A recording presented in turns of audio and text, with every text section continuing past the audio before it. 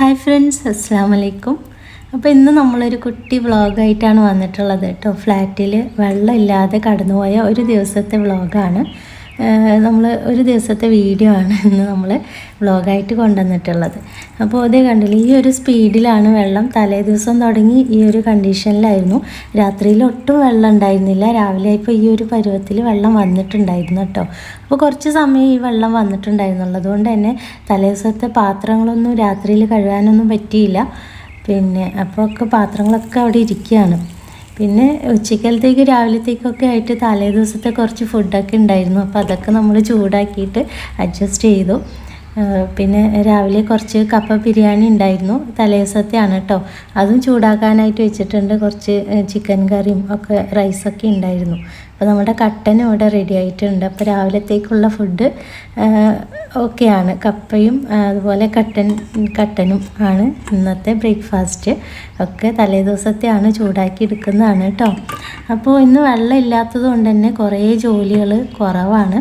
അലക്കലും അതുപോലെ എന്താ പറയുക, രാവിലെ തന്നെ പാത്രം കഴുകലും. പാത്രം രാത്രി കഴുകാറുണ്ട്. അങ്ങനെ ചില ദിവസങ്ങളിൽ എനിക്ക് ബാക്ക് പെയിനൊക്കെ ഉണ്ടെന്നുണ്ടെങ്കിൽ ഞാൻ രാവിലെ പാത്രമൊക്കെ കഴുകാറുള്ളൂ കേട്ടോ. അപ്പോൾ ഇന്നാണെങ്കിൽ വെള്ളം ഇല്ലാത്തതുകൊണ്ടാണ് പാത്രമൊക്കെ കഴുകാനുണ്ട്.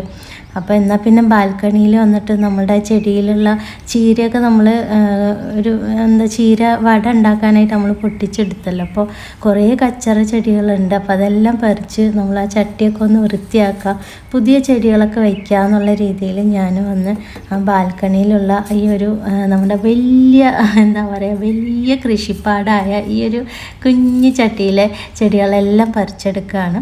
അപ്പോൾ ചേമ്പിൻ്റെ ചെടിയാണ് ഇതിൽ കുറേ ഉണ്ടായിരുന്നത്. നല്ല ഭംഗിയാണ് ചേമ്പിൻ്റെ ചെടി ഇങ്ങനെ വലുതായി നിൽക്കുന്നത് കാണാൻ തന്നെ നല്ല രസമാണ്. അതുകൊണ്ട് തന്നെ ഞാനത് പൊട്ടിക്കാറില്ല. എന്താണെന്ന് പറഞ്ഞാൽ അതിൻ്റെ തണ്ടൊക്കെ പറിച്ച് കറി വയ്ക്കുകയാണെങ്കിൽ നല്ലതാണ്. പക്ഷെ ഞാനത് അതിൻ്റെ ഭംഗി കാരണം നമ്മൾ ആ തണ്ടൊന്നും പറിച്ച് കറിയൊന്നും വെച്ചിട്ടില്ല ഇതുവരെ ആയിട്ട്.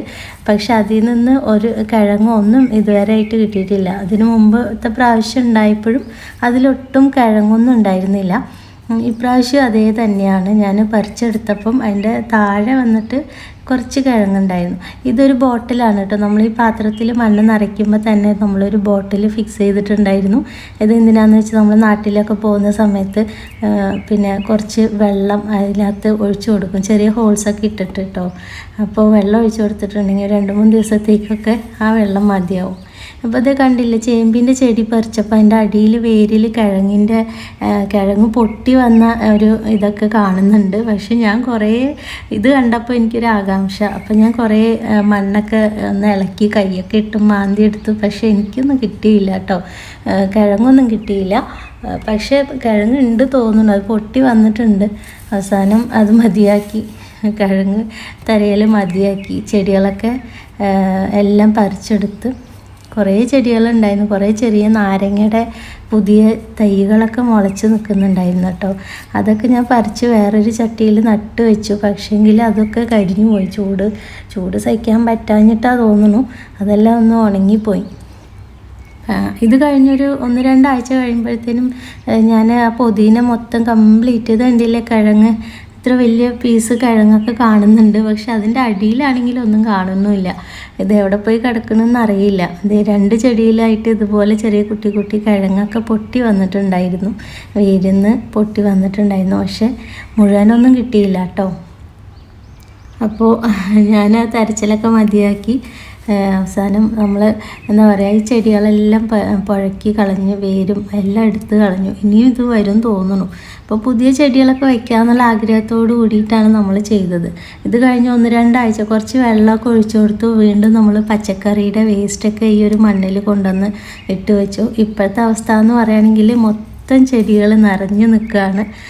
ചെടിയായിട്ട് ഞാനൊന്നും അതിനകത്ത് വെച്ചിട്ടില്ല. ചീരയുടെ ചെടി ഇതിലിപ്പോൾ ഒന്നും ഇല്ലല്ലോ ഈ ഒരു സമയത്ത്. എന്താ പറയുക, ഇപ്പോൾ ഞാൻ ഈ വീഡിയോ എഡിറ്റ് ചെയ്യുന്ന സമയത്ത് അവിടെ ഫുള്ളായിട്ട് ചെടികൾ നിറഞ്ഞു നിൽക്കുകയാണ്. ചീരയൊക്കെ വീണ്ടും മുളച്ച് വന്നിട്ട് ഒരുപാട് ചീരയൊക്കെ ഉണ്ടായിട്ടുണ്ട്. അപ്പോൾ നമ്മൾ ചെടിയെല്ലാം പുഴക്കി. ഇത് കണ്ടില്ല, ചെറിയ ചെറുനാരങ്ങയുടെ തൈകളാണ്. അതൊക്കെ നട്ട് വെച്ചു. പക്ഷേങ്കിൽ അതൊന്നും വന്നില്ല കേട്ടോ. നല്ല ചൂട് കാരണമെന്നറിയില്ല, അതെല്ലാം കരിഞ്ഞു പോയിട്ടുണ്ട്. അപ്പോൾ അതേ ചെടിയെല്ലാം പുഴക്കിയെടുത്തു. നല്ല വെയിലായിരുന്നു കേട്ടോ. അപ്പോൾ വീഡിയോയിൽ അത്ര വെയിലൊന്നും കാണുന്നില്ല, നല്ല ചൂടായിരുന്നേ. ഇപ്പോഴാണെങ്കിൽ ചൂടൊക്കെ അത്യാവശ്യം കുറഞ്ഞു വരുന്നുണ്ട്, ക്ലൈമറ്റൊക്കെ ചേഞ്ചായി വരുന്നുണ്ട്. ഇനിയിപ്പോൾ നവംബർ ഡിസംബറൊക്കെ ആകുമ്പോഴത്തേനും നല്ല തണുപ്പായി തുടങ്ങും. ഈ വീഡിയോ ഒക്കെ നമ്മൾ എടുത്തു വെച്ചിട്ട് കുറേ നാളായിട്ടോ. സത്യം പറഞ്ഞാൽ ഇടാൻ മടിച്ചിട്ടാണ്. നാട്ടിലെ പോലെ എന്താ പറയുക, പറമ്പും ഇതൊന്നും കാണിക്കാൻ ഇവിടെ നിവർത്തിയില്ല. നമ്മൾക്ക് ഈ ചട്ടികളൊക്കെ തന്നെയുള്ള ആശ്രയം. അപ്പോൾ നിങ്ങൾക്ക് വേണ്ടി വീഡിയോ ഇഷ്ടമാവുകയാണെങ്കിൽ ഒന്ന് ലൈക്ക് ചെയ്യുക, അതുപോലെ ഇഷ്ടപ്പെടുകയാണെങ്കിൽ ഒന്ന് ഷെയർ ചെയ്ത് കൊടുക്കുക. പിന്നെ അഭിപ്രായങ്ങൾ എന്താണെങ്കിലും കമൻറ്റ് ബോക്സിൽ അറിയിക്കുക. ചെടികളൊക്കെ ഞാൻ പ്രോപ്പറായിട്ട് ചെടികൾ വയ്ക്കാതെ ആയിട്ട് ഒരു വർഷമൊക്കെ ആയിട്ടുണ്ട് കേട്ടോ. ഞാനിതൊക്കെ വെറുതെ വെജിറ്റബിൾസിൻ്റെ വേസ്റ്റൊക്കെ കൊണ്ട് ഇടുന്നതിന്നും മുളച്ച് വരുന്നതാണ്. പക്ഷേ 2 വർഷം മുമ്പ് വരെ ഞാൻ നല്ലോണം ചെടികളൊക്കെ, ഒരുപാട് ചട്ടികളൊക്കെ ഉണ്ടായിരുന്നു. ചെടികളെല്ലാം നട്ടു വെച്ച് തക്കാളി അതുപോലെ പച്ചമുളകൊക്കെ ഇഷ്ടം പോലെ എനിക്ക് കിട്ടിയിട്ടുണ്ടായിരുന്നു. തക്കാളിയൊക്കെ എൻ്റെ മോള് ദിവസം ഓരോന്നും പഴുത്തത് പറിച്ച് കഴിക്കുമായിരുന്നു. അത്രയും തക്കാളിയെല്ലാം ഉണ്ടായിട്ടുണ്ടായിരുന്നു. ഇപ്പോൾ കുറച്ച് നാളായിട്ടാണ് ഒരു എന്താ പറയുക, സത്യം പറഞ്ഞാൽ യൂട്യൂബ് തുടങ്ങിയതിന് ശേഷം എനിക്ക് ഇതിനുള്ള സമയം കിട്ടിയിട്ടുണ്ടായിരുന്നില്ല എന്ന് വേണമെങ്കിൽ പറയാം. അപ്പോൾ ആ സമയത്ത് ഞാൻ ചെടികൾ വെച്ചിരുന്ന സമയത്ത് നമ്മളൊരു ജൈവവളം ഉണ്ടാക്കിയിട്ടുണ്ടായിരുന്നു. മത്തി കഷായം എന്ന് പറയും. അപ്പോൾ ശർക്കരയും മത്തിയും ഉണ്ടല്ലോ, മത്തിയും കൂടെ ചേർത്തിട്ട് ഉണ്ടാക്കിയെടുക്കുന്നൊരു ജൈവവളമാണ്. നമുക്ക് ഫ്ലാറ്റിലൊക്കെ ഉള്ളവർക്ക് സുഖമായിട്ട് ഉണ്ടാക്കിയെടുക്കാൻ പറ്റുന്നൊരു നല്ലൊരു ജൈവവളമാണ് കേട്ടോ. അപ്പോൾ ഇത് ഒരു 5 ml 1 ലിറ്റർ വെള്ളത്തിലൊക്കെ കലക്കി നമ്മൾ ചെടികൾക്ക് ആഴ്ചയ്ക്ക് ഒരിക്കൽ കുറേശ്ശെ ആയിട്ട് ഒഴിച്ചു കൊടുക്കുകയാണെങ്കിൽ നല്ലോണം ചെടിയിൽ നല്ലപോലെ എന്താ പറയുക കായ്ക്കാനും അതുപോലെ എന്താ പറയുക നല്ല കായൊക്കെ ഉണ്ടാവും, വെജിറ്റബിൾസൊക്കെ നല്ലോണം ഉണ്ടാവും. അപ്പോൾ ഇത് ചെടി വയ്ക്കാതായി പിന്നെ ഞാനിത് അങ്ങനെ യൂസ് ചെയ്തിട്ടില്ല. അപ്പോൾ ഇത് കളഞ്ഞിട്ടൊന്നുമില്ല, ആ ഒരു ചെടീൻ്റെ ആ ഭാഗത്ത് തന്നെ ആയിട്ട് അത് അവിടെ വെച്ചിരിക്കുകയാണ്. അപ്പോൾ മത്തി കഷായമൊക്കെ ഉണ്ടാക്കി വയ്ക്കാം ഫ്ലാറ്റിലുള്ളവരൊക്കെ ആണെങ്കിൽ കേട്ടോ. ശർക്കരയും മത്തിയും കൂടെ ചേർത്തിട്ടാണ്, അതിനൊരു മെഷർമെൻ്റ് ഉണ്ട്, ആ ഒരു അളവിലാണ് അത് ഉണ്ടാക്കി എടുക്കേണ്ടത്. അപ്പോൾ നമ്മുടെ ബാൽക്കണിയിൽ ഏകദേശം ചെടികളെല്ലാം പറിച്ചെടുത്തു. ഇനി ഇതൊക്കെ വാരിയെടുക്കാനൊന്നും നല്ല ചൂടാണ്, അതൊക്കെ വാരിയെടുത്ത് നമ്മൾ മാറ്റി വെക്കണം. അപ്പോൾ ഞാനിതൊരു ക്യാരി ബാഗിലൊക്കെ ആക്കി വെച്ചിട്ടുണ്ട്. വെള്ളം ഇല്ലാത്തതുകൊണ്ട് കഴുകി വിടാനായിട്ട് ഇപ്പോൾ നിവർത്തിയില്ല. അതുകൊണ്ട് ഇനി നമുക്കൊരു സമാധാനത്തിന് ഒരു എന്താ പറയുക, ബാൽക്കണി ക്ലീനായ ഒരു സമാധാനത്തിൽ ഇനി നമുക്കൊരു ഓംലെറ്റ് ഉണ്ടാക്കി കഴിക്കാം.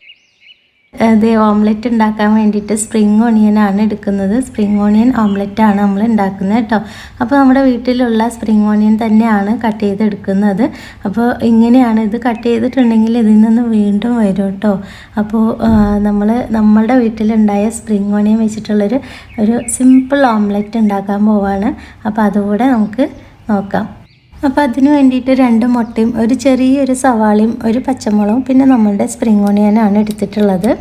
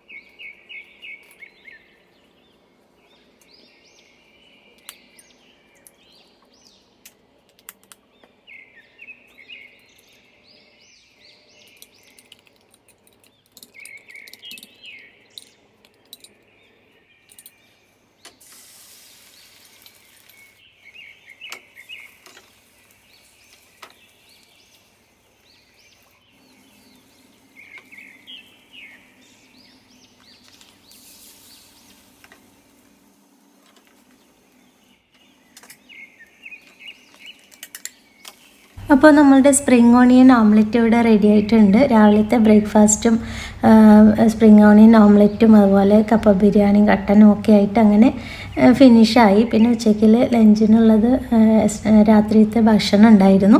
അപ്പോൾ അതൊക്കെ വെച്ച് അഡ്ജസ്റ്റ് ചെയ്തു കേട്ടോ. അപ്പോൾ ഇതിൻ്റെയൊക്കെ ഇടയിൽ വെള്ളത്തിൻ്റെ കാര്യം മറക്കാൻ പാടില്ല. കാരണം രാത്രി വരയ്ക്ക് നമുക്ക് വെള്ളം ഇല്ലെങ്കിൽ ഒന്നും നടക്കില്ല. അപ്പോൾ അത്യാവശ്യം ബാത്റൂമിൽ പോകാനുള്ള വെള്ളമെങ്കിലും ആവശ്യമാണ്. അപ്പോൾ ഞാൻ ബാത്ത് ടപ്പിൽ കിട്ടുന്ന വെള്ളം സേവ് ചെയ്ത് വെച്ചിട്ടുണ്ടായിരുന്നു കേട്ടോ. പിന്നെ അന്നത്തെ ദിവസം അങ്ങനെ കഴിഞ്ഞു. പിന്നെ രാത്രി ആയപ്പോൾ ഒന്ന് ജസ്റ്റ് പുറത്തിറങ്ങി.